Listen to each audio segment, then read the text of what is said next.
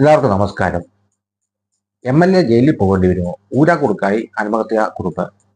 പ്രതിസന്ധിയിൽ വയനാട്ടിലെ കോൺഗ്രസ് മറ്റൊരു സഹകരണ തട്ടിപ്പിലേക്കാണ് ആ, വിരൽ ചൂണ്ടുന്നത്.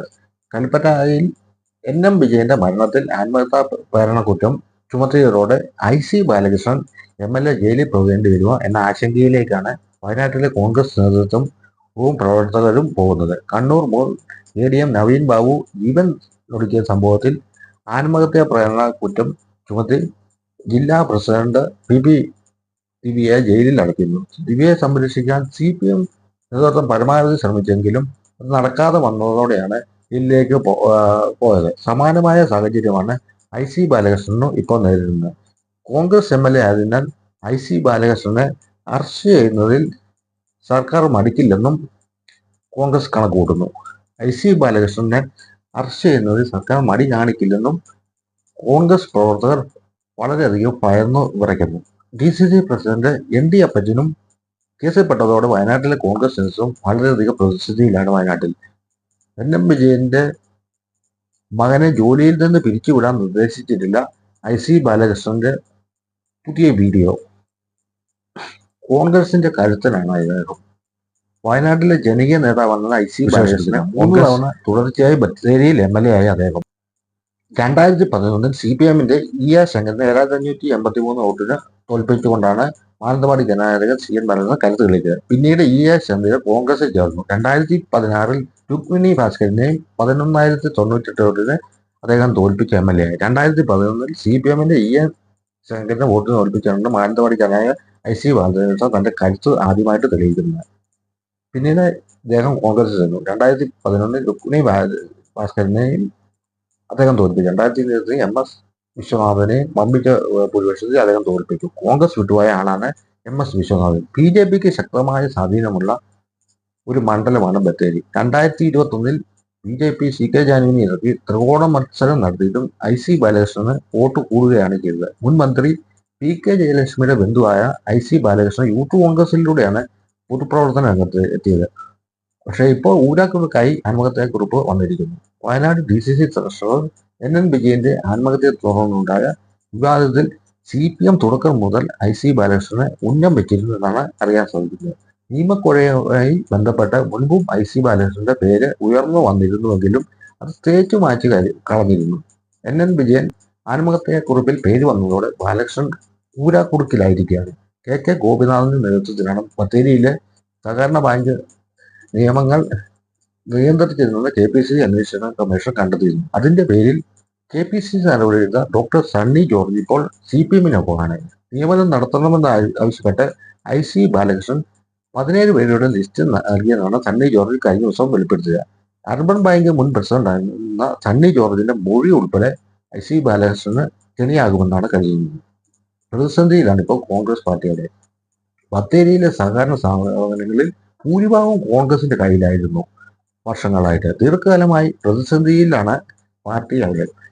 ബത്തേരിയിലെ സഹകരണ സ്ഥാപനങ്ങളിൽ ഭൂരിഭാഗവും കോൺഗ്രസ് കൈയടക്കി വെച്ചിരിക്കുകയാണ്. ദീർഘകാലമായി ആ സ്ഥാപനങ്ങളിലേക്ക് പണം വാങ്ങി നിയമനം നടത്തിയിരുന്ന അങ്ങാടിപ്പാട്ടായിരുന്നു. നേതാക്കന്മാർ തമ്മിലുള്ള പടലപ്പിണക്കങ്ങൾ കാരണം ഇപ്പോൾ ഒറ്റ സ്ഥാപനം മാത്രമാണ് കോൺഗ്രസിന്റെ നിയന്ത്രണത്തിൽ അവിടെ ഉള്ളത്. കാർഷിക ഗ്രാമവികസന ബാങ്ക്, സർവീസ് സഹകരണ ബാങ്ക്, പാൽ സൊസൈറ്റി, ഹൗസിംഗ് സൊസൈറ്റി തുടങ്ങിയ സഹകരണ സ്ഥാപനങ്ങളെല്ലാം CPM-ഉം BJP-യും അവിടെ പിടിച്ചെടുത്തു കഴിഞ്ഞു. അർബൻ ബാങ്ക് മാത്രമാണ് ഇപ്പോൾ കോൺഗ്രസിന്റെ കയ്യിലുള്ളത് എന്നാണ് കറക്റ്റായിട്ടുള്ളൊരു അറിവ്. NN വിജയന്റെ കത്തിൽ IC ബാലകൃഷ്ണൻ ഉൾപ്പെടെയുള്ളവർക്കെതിരെ പരാമർശമുണ്ട്. നിയമന അഴിമതി കേസിൽ വിജയൻ അടക്കം 6 പേർക്കെതിരെയാണ് പോലീസ് ഇപ്പോൾ തന്നെ കേസെടുത്തിരിക്കുന്നത്. ഇതിൽ IC ബാലകൃഷ്ണൻ ഇല്ല. എന്നാൽ നിയമന അഴിമതി കേസിലും ആത്മഹത്യാ പ്രേരണ കേസിലും കോൺഗ്രസ് പുറത്താക്കിയ KK ഗോപിനാഥനുണ്ട്.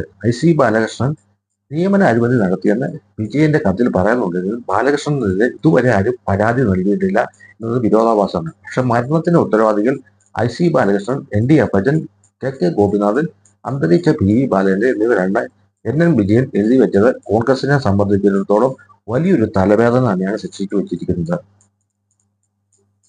കോൺഗ്രസിൽ അത് വലിയ പ്രതിസന്ധിയാണ് ഉണ്ടാക്കിക്കൊണ്ടിരിക്കുന്നത്. ഇതുപോലെ തന്നെയാണ് എല്ലാ സഹകരണ ബാങ്കുകളിൽ നടക്കുന്നത് കോൺഗ്രസിന്റെ നേതൃത്വത്തിലുള്ള.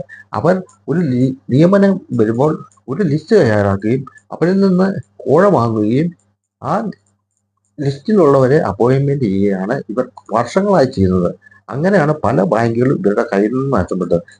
മിക്ക ബാങ്കുകളും അഴിമതിയിൽ മുങ്ങിത്താഴ്ന്ന ഒരു കപ്പലായി കഴിഞ്ഞു. ഇവിടെ നിയമനം നടത്തുന്നത് ഇവരുടെ ആൾക്കാരെ മാത്രമാണെന്നുള്ളത് ഏറ്റവും ശ്രദ്ധേയമായ കാര്യം. എല്ലാ ബാങ്കുകളും തന്നെ അഴിമതിയുടെ കൂമ്പാരമായി കഴിഞ്ഞു. ഒരു ലോൺ ആണെങ്കിലും ഇവരുടെ ആൾക്കാർക്ക് കൊടുക്കുക എന്നുള്ളതാണ് ഇവരുടെ ലക്ഷ്യം. അതുപോലെ തന്നെ വസ്തുവിന്റെ മാർക്കറ്റ് പ്രൈസിനനുസരിച്ചല്ല ഇവരുടെ ആൾക്കാർക്ക് കൊടുക്കുന്നത്. എന്നാൽ വേറൊരു വ്യക്തി എന്ന് കഴിഞ്ഞാൽ അവർക്ക് ലോൺ കിട്ടാൻ ഇവർ അവിടെ താമസമാണ് വളരെയധികം. അതുപോലെ തന്നെ ഇവരുടെ ആൾക്കാർക്ക് മാത്രമാണ് ഇവർ അവിടെ ഷെയർ കൊടുക്കുകയും അങ്ങനെയുള്ള കാര്യങ്ങൾ ഇവരുടെ ആൾക്കാരെ ഷെയർ കൊടുത്ത് മെമ്പേഴ്സായി കൂടുതൽ അല്ലെങ്കിൽ തിരികെ കയറ്റുകയാണ് ചെയ്യുന്നത്. മറ്റുള്ളവർ ഷെയർ നിന്ന് എന്തെങ്കിലും നൂലാമാലകൾ പറഞ്ഞ് അവരെ ഒഴിവാക്കാനുള്ള ശ്രമമാണ് ഇവർ നടത്തുന്നത് കാലാകാലങ്ങളായി. ഇവർ അങ്ങനെ പല ബാങ്കുകളും കോടിക്കണക്കിന് രൂപയുടെ അഴിമതികൾ നടത്തുകയാണ് ഇവർ ചെയ്യുന്നത്.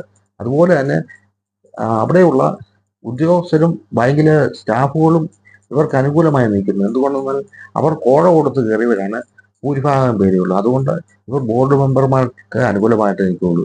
ഇവർക്ക് അനുകൂലമായിട്ട് അവിടെ നിന്നില്ലെങ്കിൽ ഇവരുടെ ജോലി വരെ നഷ്ടപ്പെടുന്ന ഒരു സാഹചര്യമാണ് കണ്ടുവരുന്നത്.